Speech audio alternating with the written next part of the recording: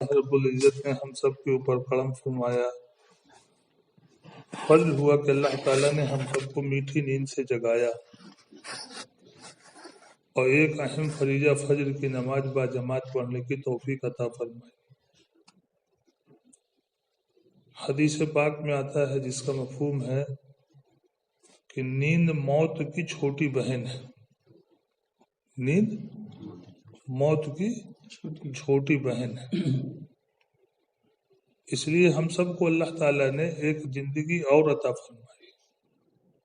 ہم سب جب رات میں سوئے تھے ہم سب نے دعا پڑھی تھی اللہم بسمک اموت و احیا. کیا معنی ہے اس کا؟ کہ اللہ ہم آپ کا نام لے کر مرتے ہیں اور ہم آپ ہی کا نام لے کر جیتے ہیں. گویا کہ نیند جو تھی وہ نیند کے بعد جب بندہ بیدار ہوا تو وہ اس کو ایک اور زندگی ملی ہے کہ نیند میں بندہ، حدیث میں ہے کہ بندہ نیند کی حالت میں مردے کے مانند ہے. اس لیے اکثر بندوں کے معاملے ایسا ہوتا ہے جو دن میں ان کی مشغولی ہوتی ہے وہ رات میں انہی چیزوں کو دیکھتے ہیں. اس لیے حدیث پاک میں آیا ہے جو بندہ جس حال پر جیے گا، جو بندہ جس حال پر جیے گا وہ اسی حال پر مرے گا، اور جو جس حال پر مرے گا وہ اسی حال پر اٹھایا جائے گا. وہ اسی حال پر اٹھایا جائے گا. اس لیے ہم سب کی جو فکر ہونی چاہیے وہ فکر ہونی چاہیے جو اللہ کے نبی صلی اللہ علیہ وسلم کی جو فکر تھی اور صحابہ اکرام رضوان اللہ تعالی اجمعین کی جماعت کے ایک ایک فرد کی فکر تھی. ان کی فکر کیا تھی اور ہماری فکر کیا ہے؟ اس لیے کہ تمام کے تمام انسانوں کی کامیابی کا جو ضابطہ اور اصول اللہ تعالیٰ نے طے فرمایا ہے وہ صحابہ کرام رضوان اللہ تعالی اجمعین کی جماعت ہے. اب دیکھنا یہ ہے کہ ہماری زندگی صحابہ کی زندگی سے کتنی میچ کرتی ہے، کتنی ملتی ہے. اگر صحابہ کی زندگی سے ہماری زندگی مل رہی ہے تو الحمدللہ بڑی کمال کی بات ہے، اور اگر نہیں مل رہی تو پھر یہ رونے کی بات ہے، یہ افسوس کی بات ہے. اس لیے کہ کوئی زندگی کامیاب نہیں ہو سکتی محمد صلی اللہ علیہ وسلم کی زندگی سے ہٹ کر، کوئی زندگی کامیاب نہیں ہو سکتی. حضرت عمر فاروق رضی اللہ تعالیٰ عنہ، آپ صلی اللہ علیہ وسلم نے فرمایا حضرت عمر جو ہیں یہ میری امت کے ملہم ہیں، ان پر اللہ تعالیٰ حق بات کو الہام فرماتے ہیں. ایسا بندہ، اتنا جلیل القدر صحابی. سارے صحابہ یہ اللہ کے نبی صلی اللہ علیہ وسلم کی مراد نہیں ہے، بلکہ عمر فاروق رضی اللہ تعالیٰ عنہ یہ اللہ کے نبی صلی اللہ علیہ وسلم کی مراد ہے، اللہ سے مانگ کے لیا ہے. اب آپ سمجھو کیسی شخصیت ہوں گے. وہ اللہ کے رسول صلی اللہ علیہ وسلم کی خدمت میں حاضر ہوئے اور فرمایا یا رسول اللہ صلی اللہ علیہ وسلم میں نے توریت کا مطالعہ کیا ہے، میں نے توریت پڑھی ہے، اس میں سے کچھ کلمات جو ہے جامع کلمات میں لے کر آیا ہوں، اگر آپ کہیں تو میں آپ کو سناؤں. آپ کے چہرے انور ایک دم سرخ ہو گئے. دوسرے حضرات فرماتے ہیں کہ اللہ کے رسول صلی اللہ علیہ وسلم کا چہرہ انور غصے سے ایسا ہو گیا تھا جیسے کسی نے انار نچوڑ دیا ہو آپ کے چہرے پر، یعنی کہ اوپر تک کے خون جھلک رہا تھا. فرمایا عمر تم ابھی تک دھوکے میں ہو. خود اگر موسیٰ اس وقت آ جائیں، موسیٰ علیہ السلام خود اگر اس وقت آ جائیں ان کی بھی نجات ہو نہیں سکتی جب تک کہ وہ لا الہ الا اللہ محمد الرسول اللہ نہ پڑھ لیں. یعنی کہ آپ یہ اندازہ لگائیں پچھلے نبیوں کی جو زندگی ہے وہ پاک زندگی ہے، وہ نبی سچ ہے اور حق ہے، لیکن پچھلے نبی کی کوئی زندگی کو محمد صلی اللہ علیہ وسلم کی نبوت پر پیش کرے تو وہ بھی زندگی مردود ہے. یہ ہے پاک نبی کی پاک زندگی اپنا کر محمد صلی اللہ علیہ وسلم کی نبوت میں کامیاب نہیں ہو سکتا بندہ، تو ایمانداری سے بتاؤ اللہ کے رسول کے دشمنوں کی جو زندگی اپنائے گا وہ اس امت میں کامیاب ہوگا؟ وہ نہیں کامیاب ہو سکتا. اس لیے ضابطہ اصول ہے، تمام کے تمام انسان، دنیا میں جتنے انسان موجود ہیں اور قیامت تک کے جتنے انسان آئیں گے ان سب کی کامیابی اللہ تعالیٰ نے اپنے مبارک دین پر رکھی، کامل دین پر، مکمل دین پر. اس لیے بے دینی تو بے دینی ہے ہی، ناقص دین بھی بے دینی ہے، ناقص دین بھی بے دینی. ناقص دین کسے کہتے ہیں؟ دن بھر کی 5 نمازیں فرض ہیں، ان میں سے کچھ پڑھ لی کچھ چھوڑ دی،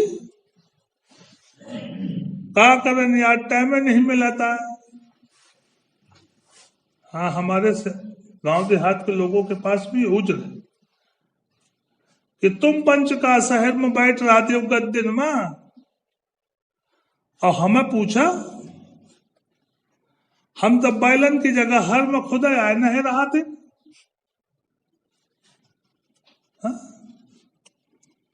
اس لیے میرے محترم بزرگوں دوستو، اللہ رب العزت کے سامنے کسی بندے کا کوئی عذر قبول نہیں کیا جائے گا، کوئی عذر قبول نہیں کیا جائے گا، چاہے وہ شہر کا ہو چاہے وہ دیہات کا ہو، چاہے پڑھا لکھا ہو چاہے ان پڑھ ہو، کسی کا کوئی عذر کام نہیں کرے گا. اور جہالت کی زندگی گزار کر کوئی بندہ نہ اپنے رب کو پہچان سکتا ہے اور نہ اپنے رب تک پہنچ سکتا ہے. اس لیے کسی جاہل آدمی کی یہ حجت کام نہیں کرے گی کہ اللہ ہم نہیں جانتے تھے، ہم نہیں جانتے تھے، یہ عذر کام نہیں کرے گا. اللہ فرمائیں گے میرے بندے ہم نے تم کو پیدا ہی اس لیے کیا تھا، ہم نے دین اسی ہی لیے بھیجا تھا، اسی لیے ہم نے نبی بھیجے تھے، اسی لیے ہم نے بعد میں خیر امت کو بھی تم تک بھیجا تھا. اس لیے کہ قیامت تک کے کوئی اب نبی نہیں آنا. اگر قیامت تک کے اگر قیامت سے پہلے بھی کسی نبی کو آنا ہوتا تو اللہ تبارک و تعالیٰ اس امت کو خیر امت کبھی نہ کہتے، کبھی نہیں کہتے. اس سے پہلے جتنی قومیں گزری ہیں، جتنی امتیں گزری ہیں، کسی امت کو اللہ تعالیٰ نے خیر امت نہیں کہا. اس امت کو خیر امت کہنے کے جو سبب ہے وہ اب کوئی نبی نہ آنے کی وجہ سے ہے. ایک وجہ تو یہ ہے، اور دوسری وجہ یہ ہے اس امت کو خیر امت کے لیے کہ یہ کام کرے گی نبیوں والا، یہ کام کرے گی ہاں نبیوں والا. کنتم خیر امت اخرجت للناس تعمرون بالمعروف وتنہون عن المنکر وتؤمنون باللہ. اس پوری آیت کے اندر اللہ تعالیٰ نے ایمان کا ذکر بعد میں فرمایا ہے. بعض صورتوں کے اندر اللہ تعالیٰ پہلے ایمان کا مطالبہ کر رہے ہیں، ایمان بتلا رہے ہیں، لیکن اس میں اللہ تعالیٰ نے ایمان کو بعد میں فرمایا کہ تم بہترین امت ہو، کنتم خیر امت اخرجت للناس، تم بہترین امت ہو. تمہارے بہترین ہونے کی کیا دلیل ہے؟ اللہ تعالیٰ نے وہ صفات بھی بیان فرمائی. تم بہترین کاریگر ہو، اس لیے تم بہترین ہو. تم بہت کلاکار ماسٹر ہو، ٹکڑوں سے پیس بنا دیتے ہو، اس لیے تم بہترین امت ہو. تم اتنے اچھے کاشتکار ہو کہ بنجر زمین کو جوت کر محنت کرتے ہو، اسے کاشتکار کے قابل کر لیتے ہو، اس لیے بہترین ہو. نہیں، یہ کوئی وجہ نہیں ہے تم بہترین ہونے کی کہ تم بہترین امت ہو، تم خیر امت ہو۔ اس آیت کی تفسیر میں حضرت عمر فاروق رضی اللہ تعالیٰ عنہ فرماتے ہیں کہ اللہ تعالیٰ نے اگر امر بالمعروف اور نہی عن المنکر نہ کہا ہوتا تو اللہ تبارک و تعالیٰ ہم کو کبھی نہ خیر امت کہتے۔ اگر یہ شرط نہ ہوتی تو اللہ کبھی نہ فرماتے کنتم خیر امت، بلکہ فرماتے انتم امت خیر امت، انتم امت فرماتے، کبھی نہیں فرماتے خیر امت۔ خیر امت کے لیے شرط لگائی ہے کہ تم بہترین اس لیے ہو کہ تأمرون بالمعروف وتنہون عن المنکر، یہ کام کرتے ہو، تم بھلی باتوں کا حکم کرتے ہو اور بری باتوں سے منع کرتے ہو۔ یہ کام انبیاء علیہ الصلوۃ والسلام کا کام تھا۔ اس لیے میرے محترم بزرگوں دوستو، جب جب نبی نے ہیں، جب جب دنیا کے اندر بگاڑ آتا، اللہ تعالیٰ نبیوں کو بھیجتے، اور نبی جب قوموں کے سامنے ان کے سبب کے خلاف اپنا مشن پیش کرتے، چاہے قوم عاد ہو، قوم سمود ہو، قوم لوط ہو، قوم صالح ہو، کسی قوم کے سامنے جب نبی نے کلمہ پیش کیا ہے، ان کی قوموں نے نبیوں کے ساتھ میں ظلم و زیادتی کی۔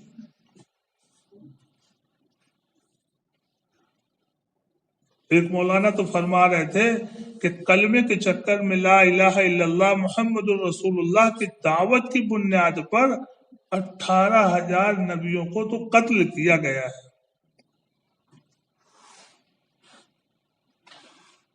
قتل کیا گیا۔ اور لا الہ الا اللہ محمد الرسول اللہ یہ ہمارے سامنے بھی ہے۔ یہ ایک ایسا تھرمامیٹر ہے، یہ ایسا ایک پیمانہ ہے میرے محترم بزرگوں دوستو کہ ہر ایک بندے کی حقیقت کھل جائے گی، ہر ایک بندے کی۔ اس لیے کلمہ لا الہ الا اللہ میں اللہ نے اپنی ذات کے اوپر ایمان لانے کے لیے بعد میں فرمایا ہے۔ پہلے فرمایا سب کا انکار کرو لا الہ، بعد میں ہے الا اللہ۔ جس طرح سے اللہ کی ذات عالی پر ایمان لانا فرض ہے، اس سے پہلے اس سے ضرورت کی چیز جو ہے وہ اللہ کے غیر کا انکار کرنا فرض ہے۔ اگر اللہ کے غیر کا انکار نہیں ہے الا اللہ ہے تو خدا کی قسم الا اللہ سے کوئی کام نہیں بننے کا۔ مولانا یوسف صاحب رحمۃ اللہ علیہ فرمایا کرتے تھے، ایمان والا بندہ، کلمہ پڑھنے والا بندہ دنیا کے کسی سبب کا یقین لے کر مر گیا، خدا کی قسم اس میں اور بے ایمان میں کوئی فرق نہیں ہے۔ اس کے ایمان میں، اس کی زندگی اور بے ایمان کی زندگی میں کوئی فرق نہیں۔ اس لیے خالص ایمان کہ جو کچھ ہو رہا ہے اللہ اپنی قدرت سے کر رہے ہیں، اور جو کچھ ہوا ہے اللہ نے کیا ہے، اور قیامت تک کے جو کچھ اللہ کرنے والے ہیں، جو کچھ بھی ہونے والا ہے وہ اللہ اپنی قدرت سے کرنے والے ہیں۔ مولانا یوسف صاحب رحمۃ اللہ علیہ فرمایا کرتے تھے، بندہ جس سبب کا غلام ہوگا اس سبب کے تقاضوں کو پورا کرے گا۔ جیسے کاشتکار، جیسے دکاندار، جیسے ٹیلر ماسٹر، جیسے کارخاندار، یہ جس سبب کا جو بندہ محتاج ہوگا ان کے تمام تقاضوں کو پورا کرے گا، چاہے اس کا جی چاہے چاہے نہ چاہے۔ جس سبب کا محتاج ہوگا، محتاج سے مراد یہ ہے وہ اس کو معبود کی حیثیت پہ رکھے گا کہ میرے مسئلے اس سے حل ہوتے ہیں۔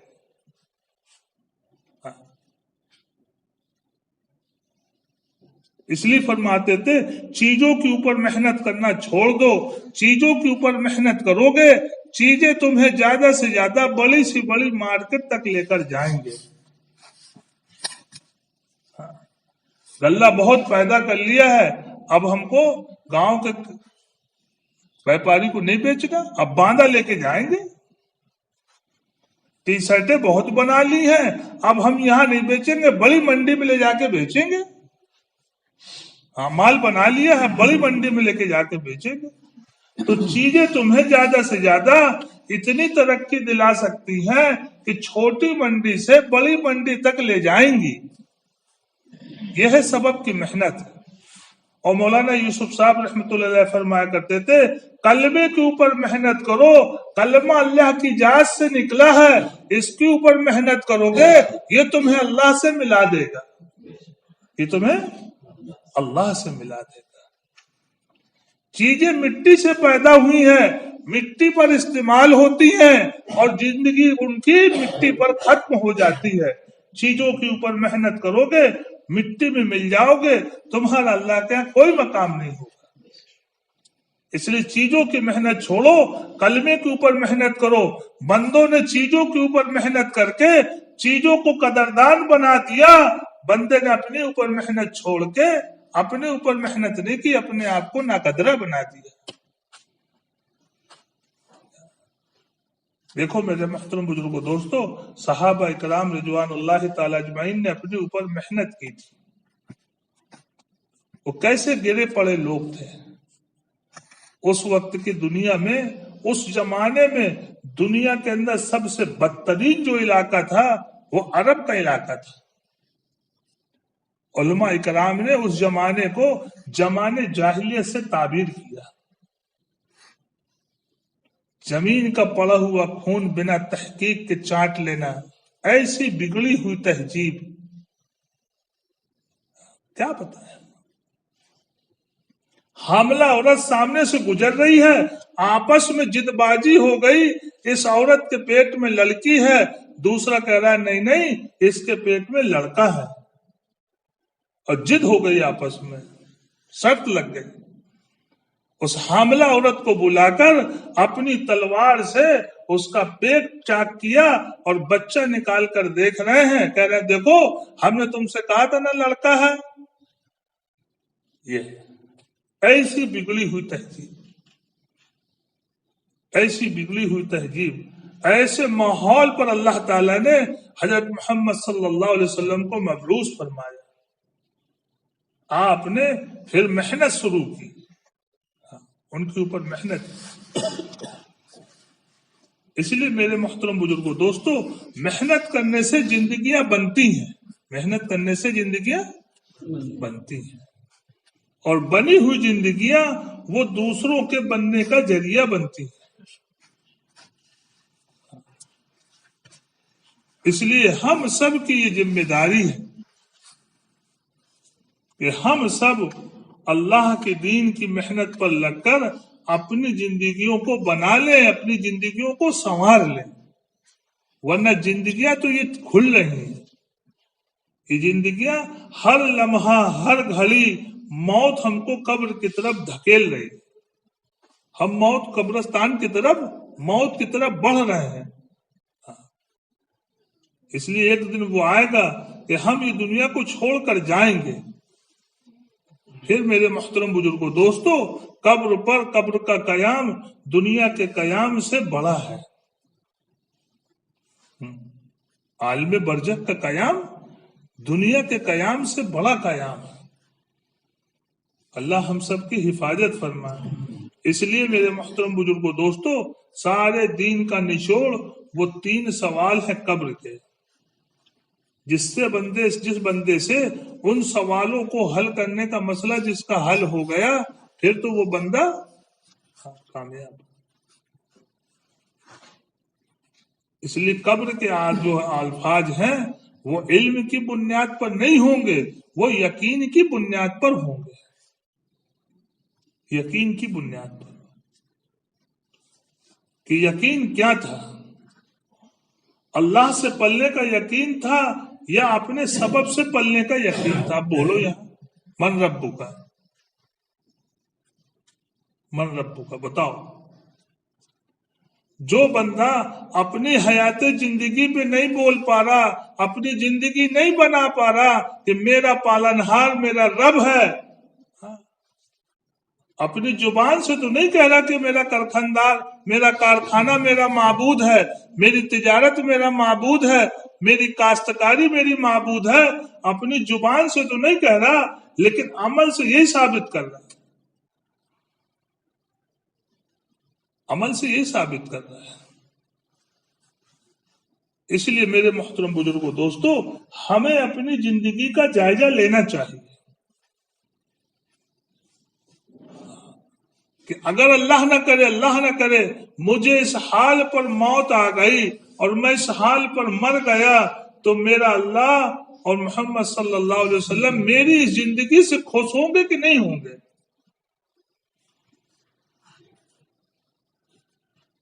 اگر میری زندگی سے اللہ اس کے رسول خوش ہے تو الحمدللہ، اور اگر نہیں خوش ہے تو پھر ہم کس کو دھوکے میں ڈالیں؟ ہم کس کو دھوکے میں ڈالیں؟ اس لیے زندگیاں تبدیل ہوں۔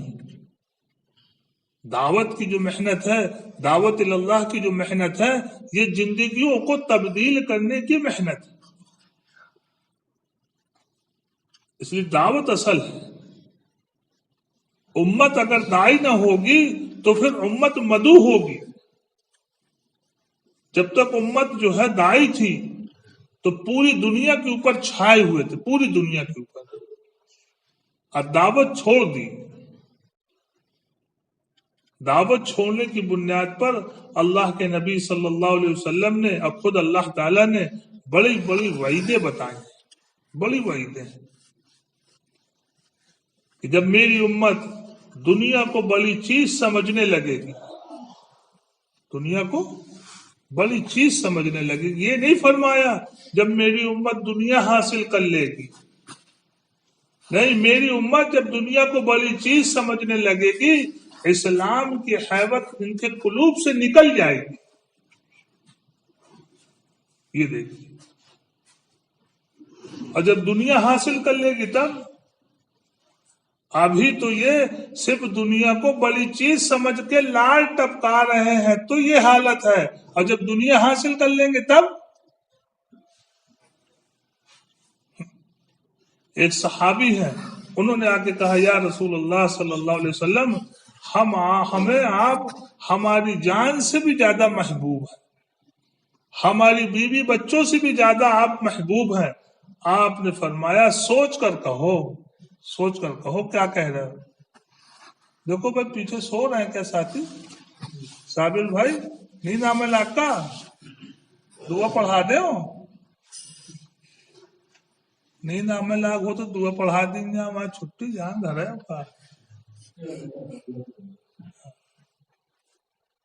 آپ نے فرمایا سوچ کر کہو کیا کہہ رہے ہیں۔ اور ان کا یا رسول اللہ صلی اللہ علیہ وسلم دل کی گہرائی سے کہہ رہے ہیں ہمیں اپنی بیوی بچوں سے زیادہ، ہماری اپنی جان سے زیادہ آپ ہمیں محبوب ہیں۔ فرمایا پھر تم تیار ہو جاؤ، پھر تم تیار ہو جاؤ، فقر فاقہ تمہاری طرف اتنی تیزی سے آئے گا جتنی تیزی سے پہاڑ کی بلندی سے نیچے کی طرف پانی اترتا ہے، اب تمہاری طرف فقر فاقہ اتنی تیزی سے آئے گا۔ بولو ہم بھی تیار ہیں۔ ہم تو چاہتے ہیں 5 وقت کی نماز پڑھ رہے ہیں، اللہ اتنا بڑا رئیس بنا کہ سارے ہمارے سامنے چھوٹے، ہم تو دینداری کے مقابلے میں یہی تو چاہ رہے ہیں، کیا چاہ رہے ہیں؟ اور اللہ کے نبی صلی اللہ علیہ وسلم کیا فرما رہے ہیں؟ بدل اسلام غریبا، آپ خود دعا کر رہے ہیں اے اللہ آپ ہمیں مسکین طبیعت کا بنا کے رکھیے، مسکینوں کے ساتھ میں ہمارا حشر فرمائیے، جب ہم دنیا سے جائیں تو مسکین ہوں، جب آپ ہمارا حشر فرمائے تو مسکینوں کے ساتھ فرمائے، ہم کونوں مسکین بنا کھاتے تیار ہیں۔ ہر ایک آدمی بن پاوے نہ بن پاوے، لیکن آرزو تو کروڑ پتی ارب پتی سے کم کی نہیں ہے بھیا، کونوں کی۔ اور یہاں وہ اپوزٹ ہے، بالکل الٹا ہے۔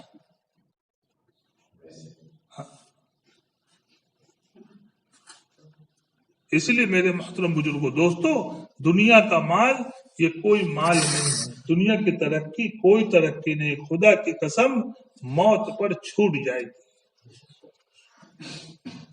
اسٹوڈینٹ سے پوچھو پڑھ رہے ہیں اسکولوں میں کیا بننا ہے، انجینئر بنیں گے، ڈاکٹر بنیں گے، پروفیسر بنیں گے، آئی پی ایس بنیں گے، یہ بنیں گے بھائی. اچھا بن کے کیا ہوگا؟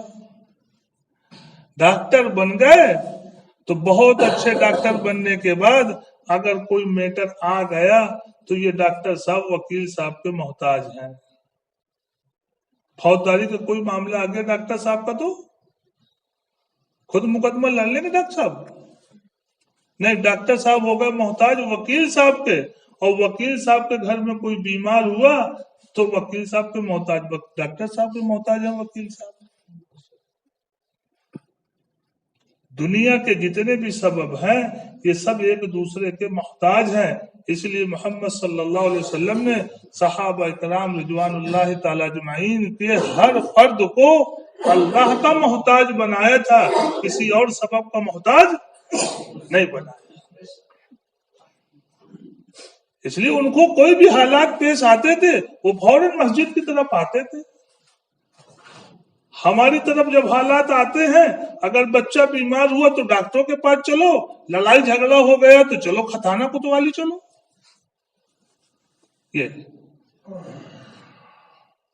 اس لیے میرے محترم بزرگوں دوستو، اللہ سے پلنے کا یقین بنے، سبب سے پلنے کا یقین نکلے. اس لیے اللہ کی ذات عالی جو ہے، اللہ کے ذات عالی سے براہ راست استفادہ حاصل کرنے کے لیے کائنات کا یقین نکلنا شرط ہے. کائنات کا یقین نکلنا شرط ہے.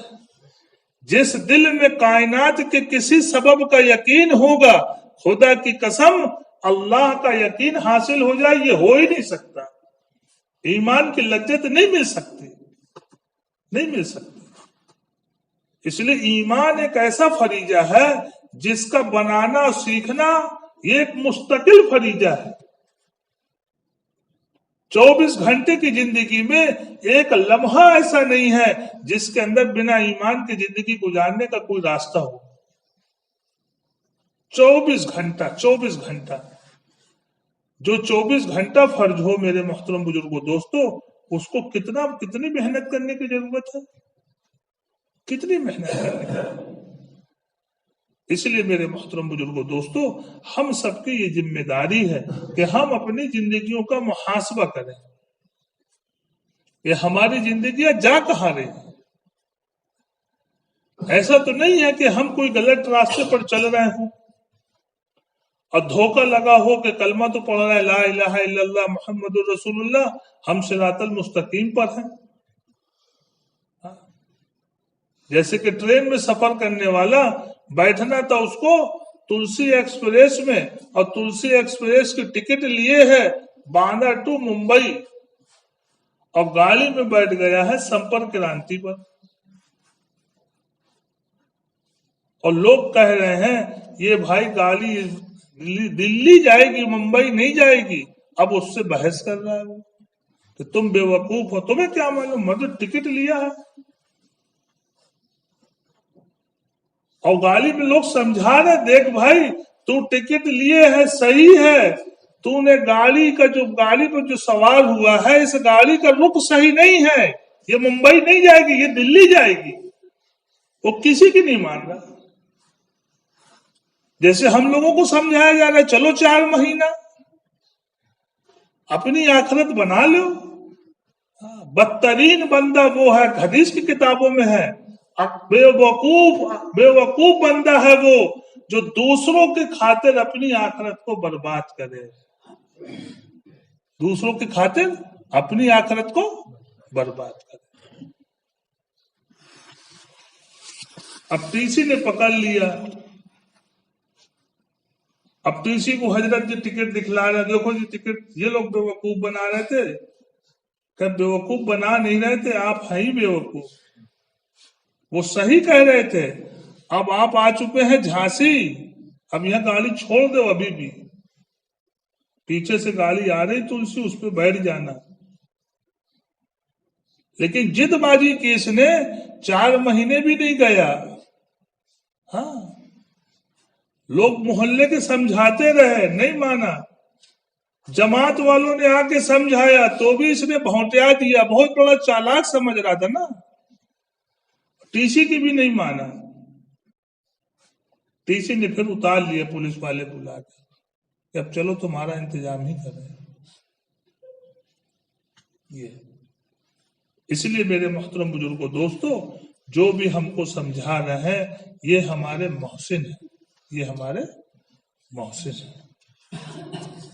इसका तो नफा नुकसान ये दुनिया में मौत आने के बाद समझ में आए। इसलिए सब इस बात की नियत करो कि हम इंशाअल्लाह, हम लोगों ने इरादे हर साल करते हैं, हर महीने करते हैं, जब भी जमाते आते हैं हम इरादे करते हैं, अज़्म करते हैं, है ना भाई। अब नियत करो कि इंशाअल्लाह हम अपनी अपनी जिंदगियों को बनाने के लिए, जिंदगियों का रुख सही करने के लिए हम इंशाअल्लाह अल्लाह के रास्ते में निकलेंगे इंशाअल्लाह। और हर आदमी 4-4 माह की नियत करे, जो तालिबे इल्म है, जो तलबा है, जो पढ़ रहे हैं स्कूल में, स्टूडेंट हैं, ये नियत करें कि हम स्कूलों की छुट्टी के बाद, छुट्टियां हमारी जिस कदर होंगी, हम उस कदर अल्लाह के रास्ते में निकलेंगे, और फरागत के बाद में इंशाअल्लाह 4-4 माह अल्लाह के दीन के रास्ते में निकलेंगे, दीन सीखने के लिए। ठीक है, इंशाअल्लाह नियत करते हैं सब। अल्लाह ताला हम सबको कहने सुनने से ज्यादा अमल की तौफीक अता फरमाए, और कहने सुनने में कभी कोताही होगी उसे माफ फरमाए। इसलिए इशराक का भी वक्त हो गया है, तमाम के तमाम साथी इशराक पढ़े। इशराक के हदीस के अंदर बड़े फजाइल, जो 2 रकात नमाज हदीस इशराक पढ़े उसे ऐसा अजर मिलता है जैसे किसी का नफली हज उम्रा कामिल हुआ हो। और 2 रकात मजीद और पढ़ ले तो सारे दिन के कामों के अल्लाह ताला उसके कफील बन जाते हैं, यानी कि जिम्मेदार। और जब अल्लाह किसी के काम के जिम्मेदार हो गए तो अब बोलो किसी को कोई टेंशन है। इसलिए मकामी हजरात भी जमात आ गई है, जो मकामी हजरात अल्लाह के रास्ते में 3 दिन जाना चाहते हैं वो अपने अपने बिस्तर लेकर आवे। इसलिए नहीं, अगर बिस्तर लेके आएंगे तो फिर उसके 3 दिन के बाद तैयारी करके जाना पड़ेगा। ठीक है इंशाअल्लाह। सुभान अल्लाह व बिहम्दिही, सुभानक अल्लाहुम्मा व बिहम्दिका, व नशहदु अन ला इलाहा इल्ला